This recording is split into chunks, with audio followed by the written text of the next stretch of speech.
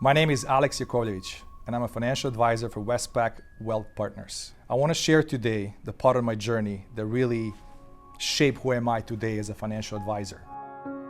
I've been in the industry for the last 17 years, but before that, I want to share some things when I grew up in a war-torn country like Serbia, where uncertainty or chaos is just a daily routine. I think those uncertain times, you develop resilience, you develop ability to adapt pretty much on a daily basis. When I was in a war and the bombs are falling, you have to stay calm. Of course, in the beginning, you're scared when you see the bombs first time, but after that, it becomes a daily routine. Truly it is. It was actually. In order to execute a well-developed strategic financial plan, you have to have financial technical resilience in a way that's a fundamental pillar to success. But in order to achieve that financial freedom or to successfully complete your financial plan, you have to have a discipline. And discipline is a paramount, especially, as I mentioned earlier, during those uncertainties in terms of turbulence in the stock market, COVID starting in 2020, 2008 crisis, skyrocketing inflation. You have today, for example, geopolitical risks in Ukraine that affect everybody.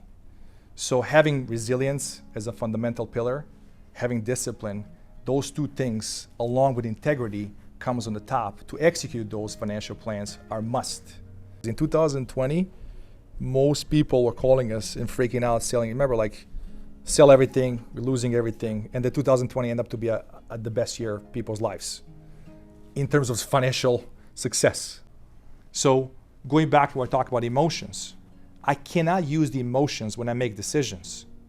And the reason for that is I only rely on the data and statistics to make my decisions, to incorporate what's important for the client. I have to respect their financial objectives and their goals. In order to achieve them, I have to remove the emotions from the picture in order to get to the goal eventually over 10, 20, or 30 years period of time. So going back to what I said, we need to stay calm and see what's most important for you as individuals, as a families, or let's say if I own the business. But everything is interconnected today. And in this global economy, it's important to stay disciplined again to the strategic goals that we set up in the first place. So when I go back to those beginnings, back to Serbia, understanding that environment is the essence to growth. You have to play the chess in a sense in your daily life. So, because the life will come to you and they're gonna throw some curveballs at you at any times, whether it's gonna be good or it's gonna be bad. But you have to be able to listen to the environment and see the environment and see what makes sense for you the most.